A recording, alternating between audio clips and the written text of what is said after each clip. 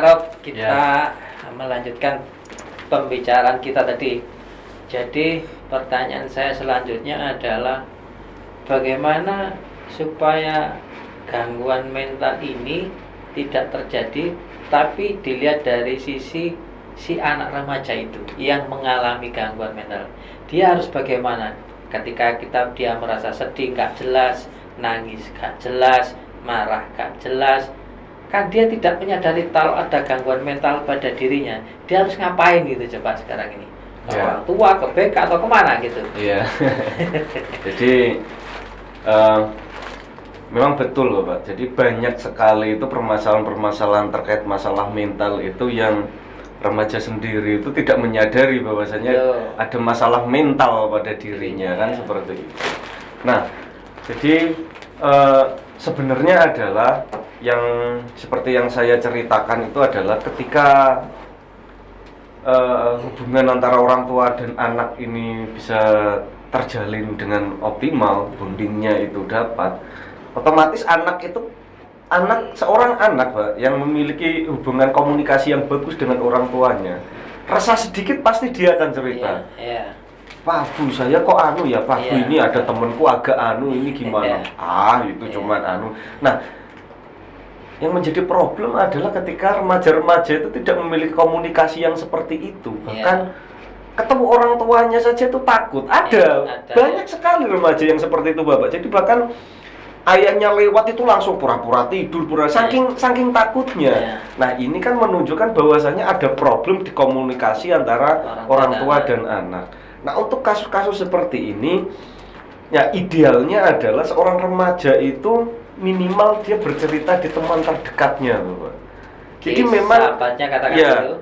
Jadi banyak sekali masalah-masalah psikis itu, masalah mental itu terjadi karena dia tidak mau berupaya mengungkapkan apa yang terjadi, apa yang problem yang dialami, sehingga itu semua dia pendam sendiri, numpuk sendiri tanpa ada solusi. Setiap hari masalahnya nambah, terakumulasi, dan sehingga dia sudah tidak mampu menampung problem itu lagi. Nah, memang idealnya adalah untuk remaja-remaja yang saat ini, saran saya adalah bangun pertemanan yang bagus, bangun pertemanan yang sehat.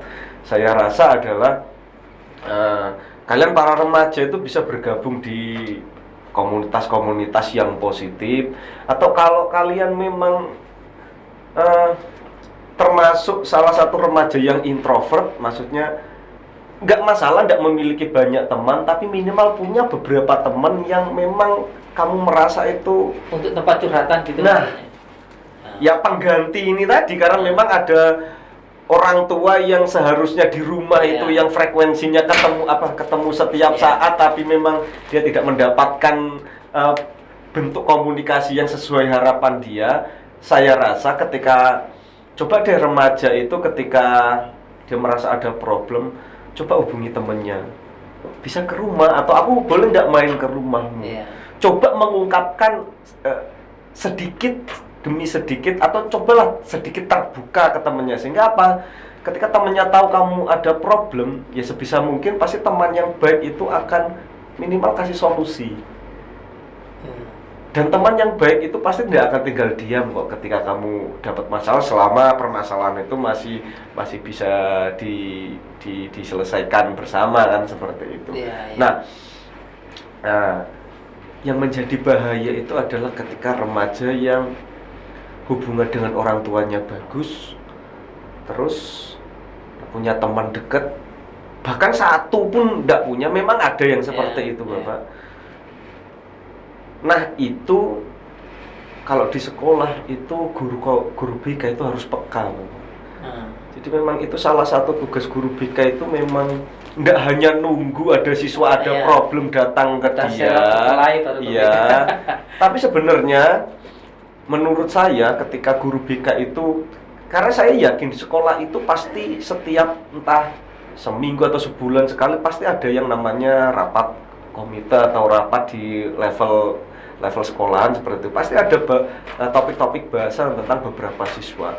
Saya rasa guru BK itu yang saya maksud peka itu adalah ketika ada wali proaktif ya wali kelas atau minimal ada guru, si A ini kok ya sekarang, nah si A ini kok sekarang jadi itu guru BK itu harus jemput bola, dalam artian diajak ketemu, diajak ngobrol, kenapa kok jadi suka bolos, kenapa kok jadi. Nah, upaya-upaya yang dilakukan guru BK itu merupakan salah satu langkah preventif sebenarnya, Pak, untuk mengungkap apa yang terjadi dengan siswa atau peserta didik tersebut. Apa yang terjadi, bisa jadi dia mendapatkan masalah serius tapi dia tidak mau bercerita, takut bercerita, atau diancam, jangan sampai kamu bercerita ya, nanti kalau seperti cerita kamu nanti akan saya bla bla bla bla bla. Nah, ketika guru BK itu mau menjemput bola seperti itu, saya rasa itu juga merupakan salah satu solusi di level sekolah gitu, Pak. Di level sekolah, makanya menurut saya untuk urusan kesehatan mental, urusan yang kaitannya dengan psikisnya siswa, itu guru BK itu merupakan ujung tombak sebenarnya, seperti itu. Jadi mungkin ya kesalahan paradigma yang selama ini terjadi itu kan guru BK dan itu sampai kan saat ini Pak, dari tahun berapa itu konsep BK dipikir itu kan orang yang keluar orang yang siswa yang masuk di ruang BK itu pasti siswa yang bermasalah, kasus dan seterusnya, padahal fungsi dari konselor yang ada di sekolah itu bukan serta-merta seperti itu. Jadi menurut guru BK memang betul itu Pak. Mulai saya dulu sekolah di SMP, SMA, itu memang benar, kalau kita ke BK berarti kita punya masalah, gitu kan. Habis berkelahi berarti dipanggil BK, dan nama BK di kepala si siswa itu zaman itu itu memang wah mesti elek iki, wis jelek gitu lah. Tapi saya nggak tahu perkembangan tentang BK saat ini apakah masih seperti itu atau bagaimana.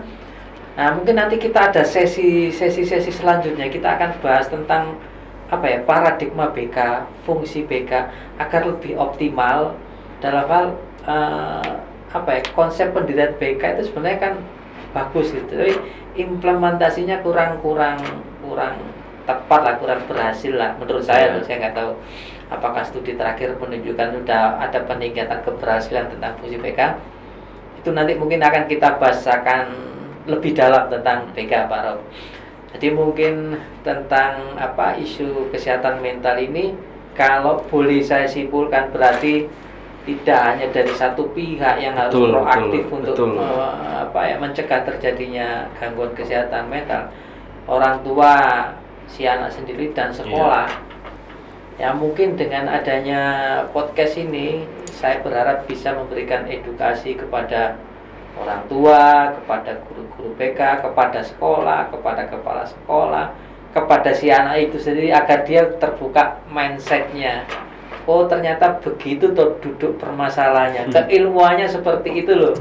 Setelah mereka mendengarkan podcast ini, saya harap bisa mengedukasi lah, sehingga remaja-remaja kita nanti lebih tangguh dalam menghadapi masa depannya.